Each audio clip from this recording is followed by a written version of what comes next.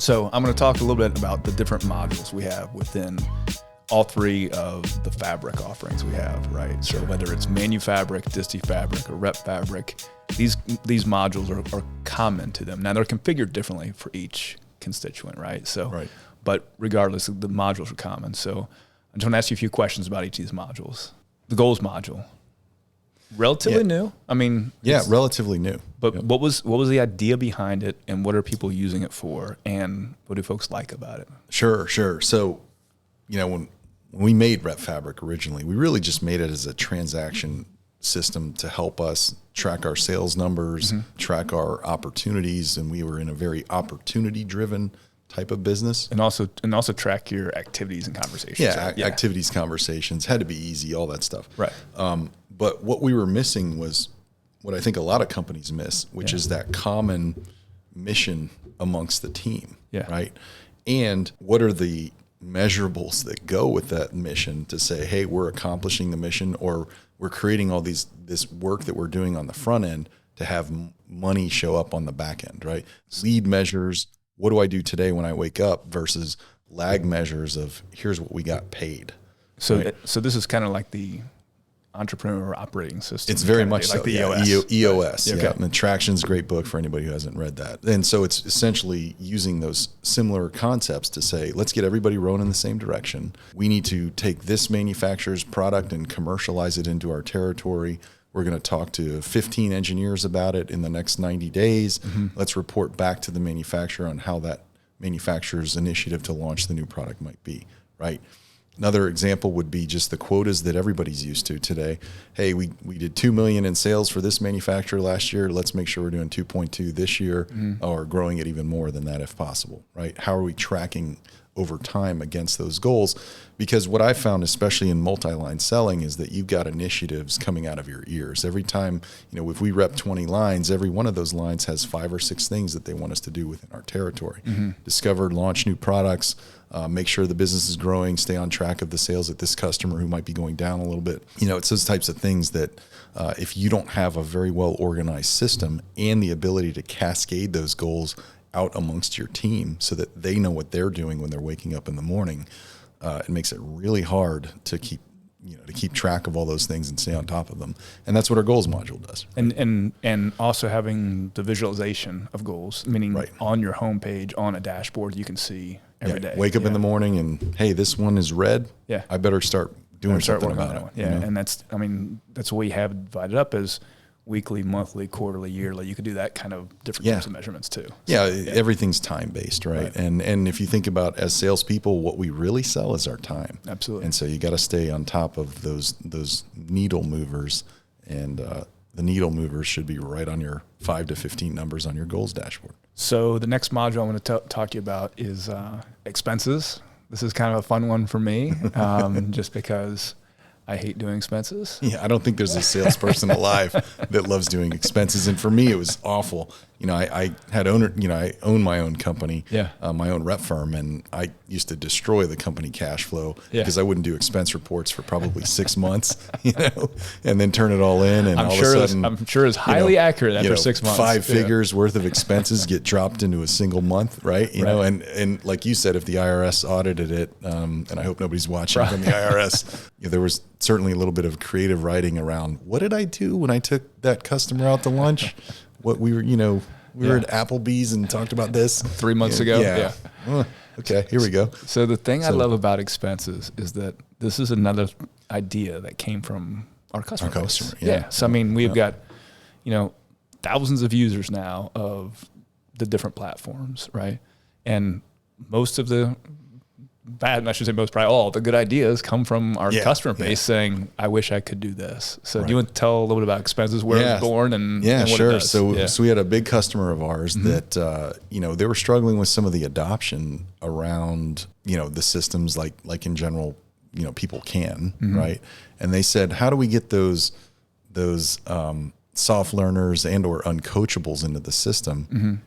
So what we started doing was tying their expense reports to the activities or call notes. We call those activity journals, right? That were for those expenses. And if the two don't match up, then we're not paying you the expense. Nice. And guess what? they got a lot of adoption. Got a lot of adoption. Right? Yep. And so we looked at it and said, you know what, on top of that, nobody really has a love for their expense system in general. If they have one, a lot of people still use spreadsheets for that. Right. And, you know, the salespeople are just dogged by end of the month. Now I got to go roll all this stuff up. It's a huge pain in the neck. A lot of people put on corporate credit cards, for example, trying to simplify that for their salespeople, which actually in some cases can expose the company to some liability that the company may not want to have. So in general, what happened was our customer said, hey, we would use the heck out of an expense system if you guys put one in. And it doesn't have to be super sophisticated. And we're not, right? But we're also free when you run our platform. Right. So kind of the final benefit to that is that with those expenses, you can then attribute them out to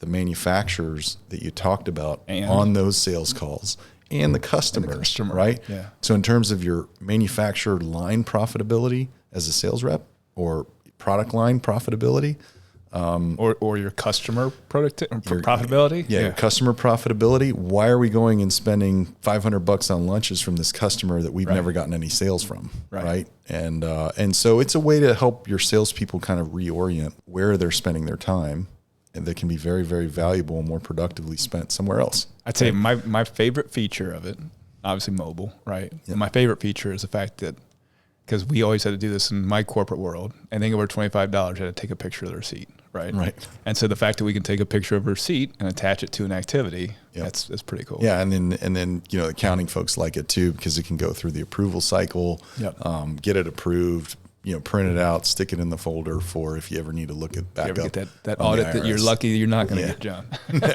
No, we're good now.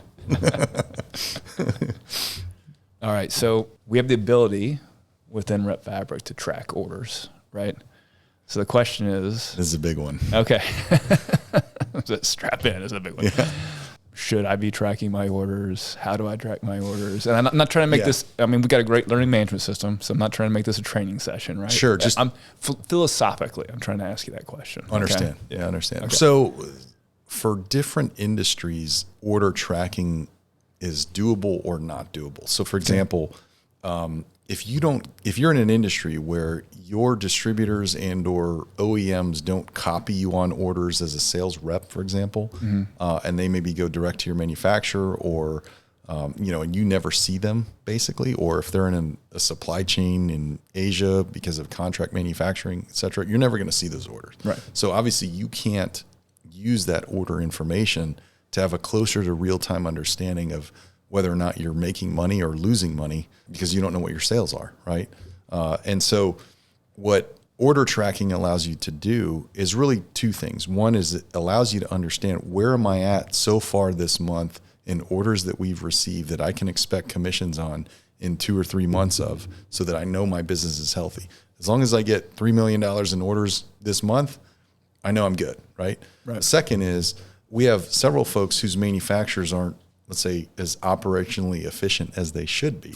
And so what they also want to do is provide a customer service element with those orders as well, so that the customers can call the rep and say, hey, where's this order at? The rep can then continue to police and bother the manufacturer to make sure that those products are shipping on time, right? And so it's providing a customer service aspect. Now, tracking the orders themselves can be difficult, right? Because every single manufacturer, every single customer, distributor, you name it, they've got different forms of orders. Sometimes you get copied on them, sometimes you don't, if they go through EDI, for example.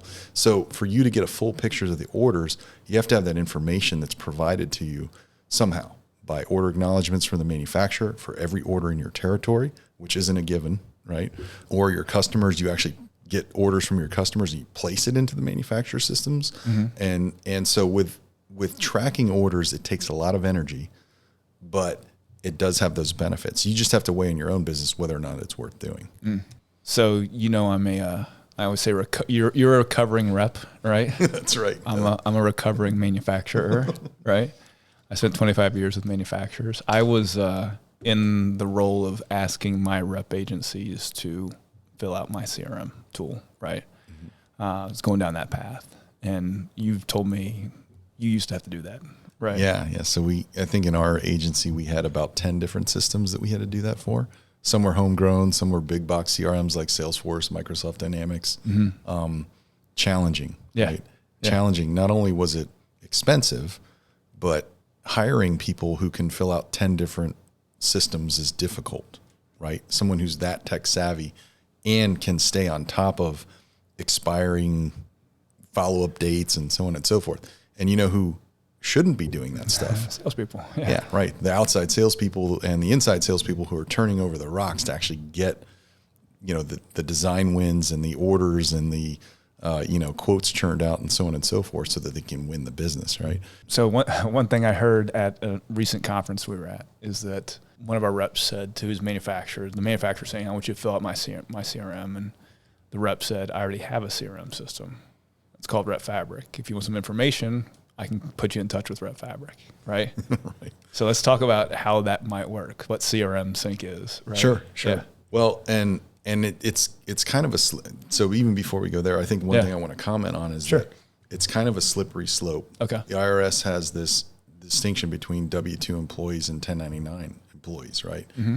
And I think it's the SS8 document that talks about, are you an employee or a contractor? Mm. And so it's kind of a gray area in the rep to manufacturer world, whether manufacturers can, let's say, control your behavior and ask you to put that information into CRM systems in general. Interesting. There really hasn't been any litigation on it, yeah, but there probably will be at some point in the future. Yeah. The issue that we had in our business was that as a, let's say, medium-sized rep firm in our territory, we had lots of other reps that were willing to fill out our biggest manufacturer's CRMs. And so if we said, hey, we're not filling out your CRM, sorry, then our manufacturers would say, well, we like you guys, but not that much. This is mandatory, and these other guys who are your competitors are willing to do it. So we're going to kind of reorient our lines over there. And hopefully that never happens, right? So we had no choice but to do it. And once we did it, what we realized was, holy cow, we have 4 inside people that spend most of their days updating these different systems. I came from an integration software background out of school, ex-Accenture guy, blah, blah, blah. And that's what we built back in early 2000, were systems that transfer data between things. So I said, hey, let's start CRMSync up as a product where we build our own CRM, but we're able to produce that information and data stream it over to that manufacturer's Salesforce, Dynamics, HubSpot, Zoho, whatever systems they run, homegrown, and get us out of that business, because that way we don't have to teach our people how to use that system.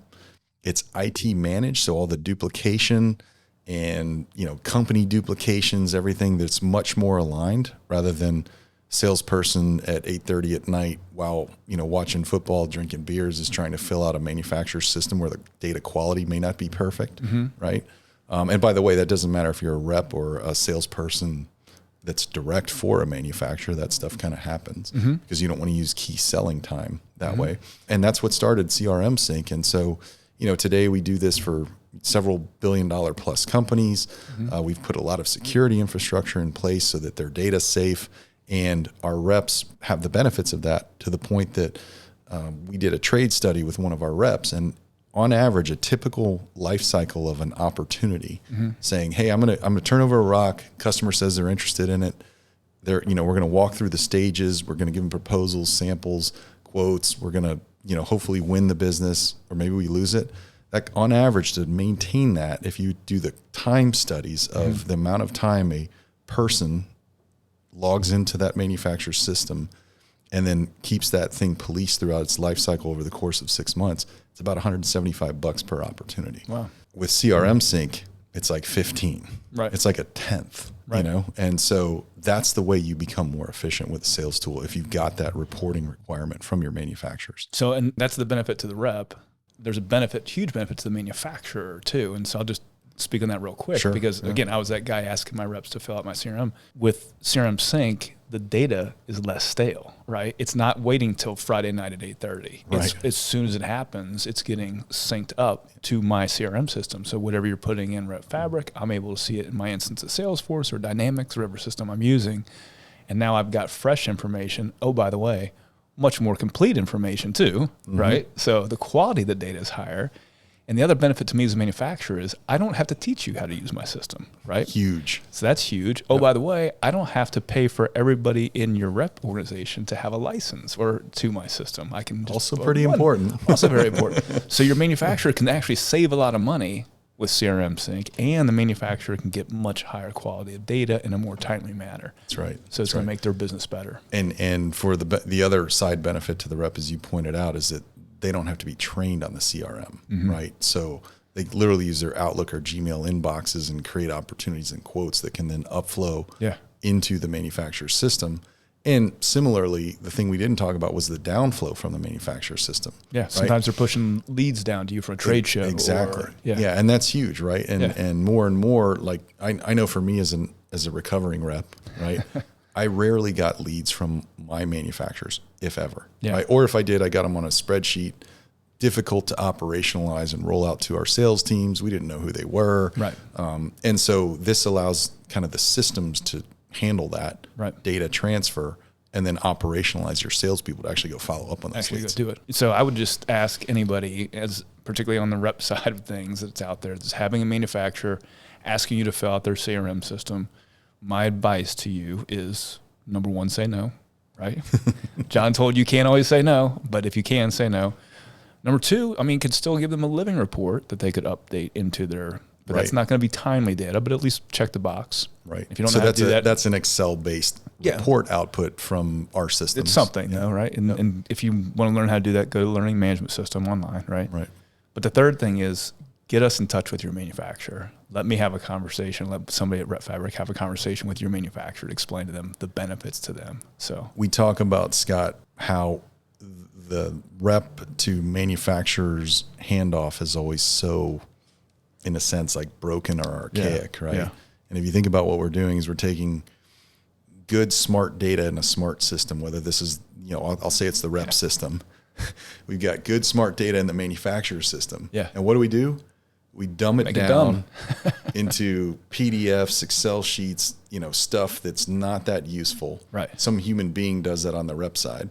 Then they email it over to the manufacturer side. Smart to dumb to smart, right? Smart to dumb to smart. And then it works the other way around too, right? Where the manufacturer produces a sales report that they're paying their reps on. They take an Excel sheet and put it in PDF and then hand scribble stuff so that no machine can read it. Right. They take smart information out of the manufacturer's ERP. They dumb it down. They email it over to the rep, or worse, put it in a piece of paper, it gets all crinkled. And then the reps have to spend their time making that smart again. Right. Right. So that they can track their sales and pay their salespeople. And so guys, why are we doing this? Right. It's so much easier. You look at retail, they've been doing EDI transfers of, they can tell you what shampoo bottle you bought off of the second shelf at the Walgreens right down your street since the 1980, mid 80s. Right. And we're 2024 now, and we can't just do that. Mm-hmm. It's like, come on, guys. Mm-hmm. Yeah, I mean, and just explain real quick for those who don't know we understand where that name CRMSync came from, but where the name Repfabric came from too. Absolutely. Yeah. So the fabric side of Repfabric is creating that seamless integration between you as a rep agency and the manufacturers you work with. So weaving them seamless together. integration. You're weaving them together. Yeah. So there's no difference between you and someone who works for your manufacturer.